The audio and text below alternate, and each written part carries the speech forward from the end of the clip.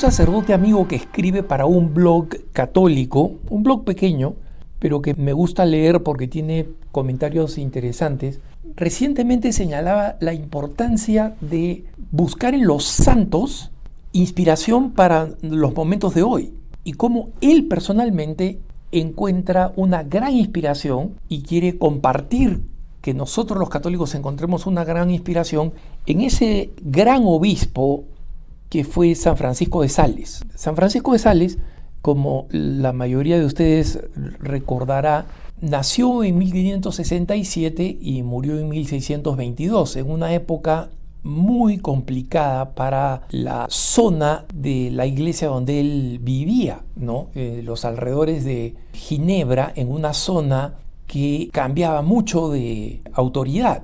Es la zona que se conoce como Saboya, y que fue en una época francesa, en una época suiza calvinista, en otra época italiana, y había mucha pelea en esta región fronteriza.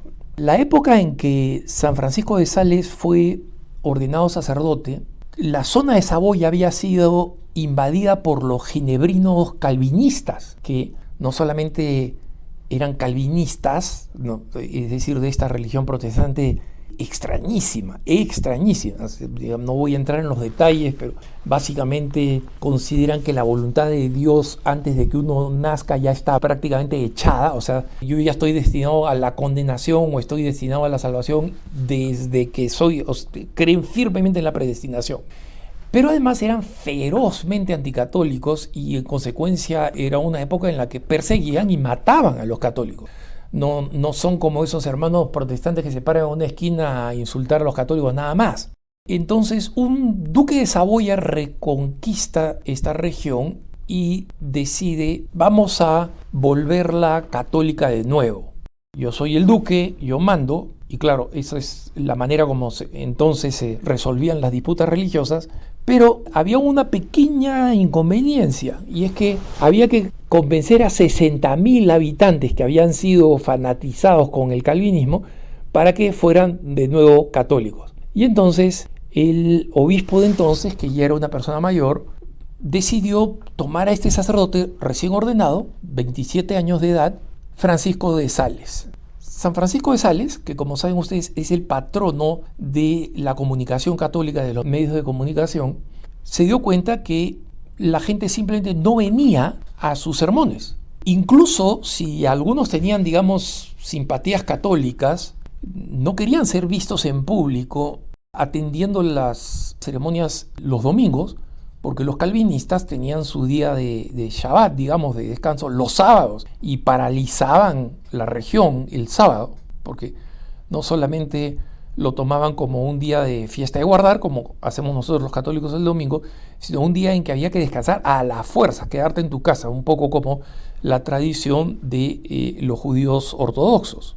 San Francisco de Sales le escribe una carta a su obispo, al obispo Greiner, y le dice: la verdad es que nuestro trabajo aquí no solamente es que tenemos que deshacernos de la herejía, pero también tenemos que deshacernos de la cobardía y del interés mundano. ¿Por qué decía esto? Porque él veía que había varios católicos o simpatizantes con el catolicismo que la única razón por la que no iban a misa y la única razón por la que además iban a los eventos calvinistas eran porque eran la fuerza dominante. Entonces, para ellos ser católico era un inconveniente y ya no era un problema de que creían en la herejía calvinista, era un problema de que se acobardaban de ser católicos. Y como no iban a los sermones, Francisco de Sales, con una paciencia enorme, escribía sus homilías. Y recordemos que esta es una época en que no habían pues fotocopias, ni papel carbón, ni nada por el estilo. Entonces escribía sus homilías decenas de veces, para pasarlas debajo de las puertas del pueblo donde él estaba, para que la gente pudiera leerla. Y poco a poco ya existía la imprenta, ¿no? Entonces comenzó ya a imprimirlos, a imprimir panfletos, donde explicaban los puntos esenciales de la doctrina católica y sus sermones en defensa de la fe católica. Y estos textos comenzaron a difundirse, primero prácticamente secretamente, hasta que algunos de los líderes locales, o sea, ya de los que tenían más influencia, dijeron: mira, este texto es bastante convincente y no hay por qué avergonzarse de esto. Entonces ya ven ustedes cómo él termina siendo el patrono de los medios de comunicación, ¿no? Porque fue el primero en utilizar que se conozca la imprenta, este primer medio de comunicación, para difundir la fe. Y en este pueblo donde estaba, en Chablis, decidió que ya había llegado el momento, 3 años después, de hacer una demostración pública de la fe.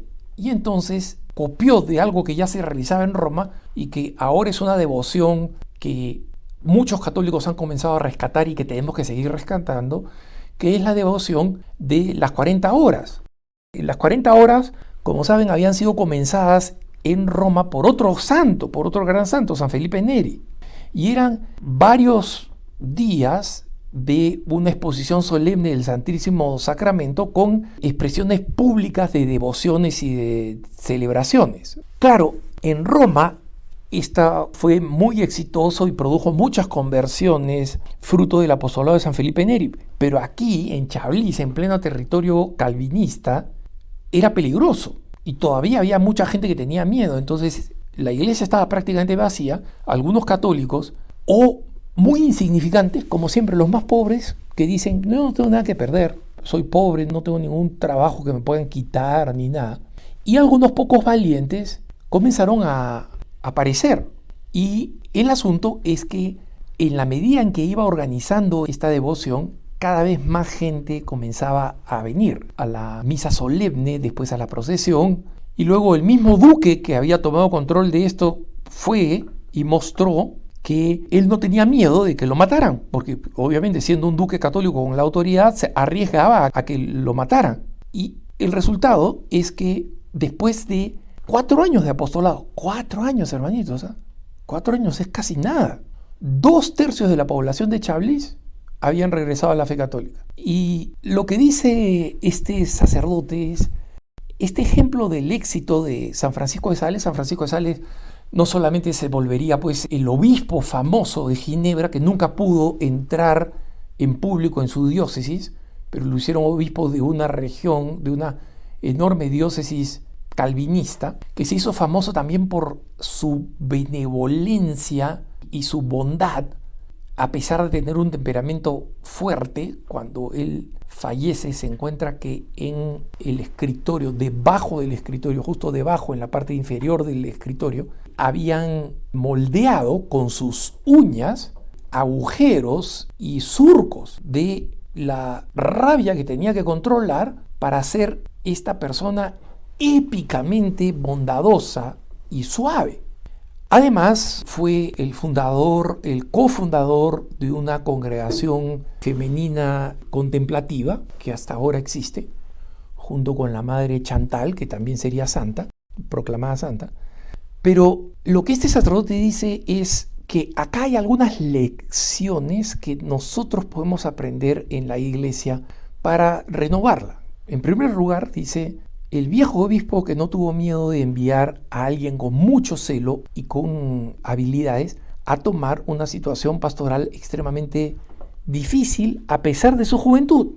Él pudo haber decidido, como se hace ahora: mira, vamos a mantener la cosa estable, entonces vamos a mandar un curita ya mayor. Nada contra los curas mayores, yo mismo soy mayor, no soy cura, pero ya soy mayor. Pero simplemente la valentía de no tener que mandar a alguien que mantuviera el statu quo, que siga todo como está. Y este sacerdote dice: ¿cuántos potenciales Francisco de Sales tenemos por ahí que simplemente no son enviados a esta misión, a las misiones? Porque a veces los obispos tienen temor de que vayan a mover el bote, como se dice, mover mucho el barco, ¿no? En segundo lugar, otro ejemplo es el uso de San Francisco de Sales de la tecnología de entonces. Y él dice: hoy en día los católicos, a pesar de todos los riesgos y todas las basuras y todas las desventajas que tiene Internet, también es un buen momento, es un buen lugar para hacer una buena evangelización, pero una evangelización real. Él dice: no esos curitas que aparecen bailando en TikTok, y hay un curita que se ha vuelto famoso en Estados Unidos que, pobrecito, cree pues que bailando con el grupo juvenil de su parroquia hace apostolado y es patético, patético. Me da tristeza. A estas alturas de mi vida ya ni siquiera me da rabia. Pero dice, no, ¿qué pasa con ejemplos como en Estados Unidos el obispo Barron o el padre Schmitz, que tiene el podcast más popular en inglés? No el podcast religioso más popular, el más popular en inglés. Y gracias a Dios en español también tenemos personalidades de esa naturaleza, ¿no? La impronta mediática de Fray Nelson Medina, por ejemplo, con mucha dignidad, con mucha altura sacerdotal, pero con sencillez y claridad dominicas, así como otros sacerdotes en España, por ejemplo, el padre Pachi Boronchalo, solamente para mencionar algunos que se me ocurren, son buenos ejemplos de el buen apostolado que se puede hacer. Finalmente dice la expresión pública de la fe. La expresión pública de la fe. Francisco de Sales no tuvo miedo de iniciar la devoción a las 40 horas, la disposición del Santísimo Sacramento, las procesiones, y este sacerdote que escribe este artículo dice, miremos lo que ha pasado en Manhattan, es decir, en el corazón más secular de Nueva York. Desde hace 2 años se viene realizando una procesión eucarística y la primera vez que se realizó, saliendo de la antigua Catedral de Zapato y Liceo, no la moderna entre comillas, digamos, pero la gran Catedral de Zapato y Liceo fue precedida por otra que fundaron los irlandeses un poco en el sur del Manhattan, más modesta, y en esta vieja San Patricio sale esta procesión y el número de gente que se sumó a una procesión bien hecha, con acólitos, con turiferarios, o sea, con incienso, con palio, con una hermosa custodia, con cantos, con la gente, especialmente gente joven, en procesión ordenada, reverente, causaba un impacto tremendo. Ya el segundo año que se realizó, simplemente paralizó la zona esta de Manhattan, no porque se impusieron, digamos, sobre el tránsito desquiciado de Manhattan, sino porque paralizaba los ojos y convertía los corazones. Entonces, no se necesita esa payasada de los que creen que hay que volver a hacer fiestitas o cositas que sean un poco más juveniles, un poquito más mundanas, ¿no? Y este sacerdote dice, mira, si hay otros católicos, incluso lamentablemente algunos sacerdotes que dicen, no, estamos convirtiendo la iglesia en un gueto, esas son cosas anticuadas. Oye, no me importa, ese es liturgismo. No sé qué cosa significa liturgismo, pero es una palabra que utilizan curitas liberales a diestra y siniestra, que expliquen, que definan, porque en el diccionario de la Real Academia de la Lengua Española, liturgismo no existe. Entonces, los que dicen, nos estamos otra vez volviendo un gueto los católicos, ¿no? Con nuestras actividades. Mira, primero, si tú piensas eso, tienes que hacer un examen de conciencia. ¿Te molesta tanto que Jesús Eucaristía salga en procesión? Ahí hay algo que no está sano espiritualmente. Y en segundo lugar, si da frutos, ¿por qué no hacerlo? Entonces, San Francisco de Sales, dice este sacerdote, es verdaderamente una inspiración. Y una de las expresiones que recibía San Francisco de Sales para ser descrito era el santo gentil. Y el santo gentil decía esto, y con esta cita concluye este sacerdote su reflexión citando a San Francisco de Sales. Todos nosotros y cada uno de nosotros puede aspirar a las virtudes cristianas y a la santidad. No importa en qué condición de vida nos encontremos y no importa cuál es el trabajo que realizamos en la vida. Lo único que tenemos que hacer es seguir el ejemplo de Jesucristo. Que tengas un buen día.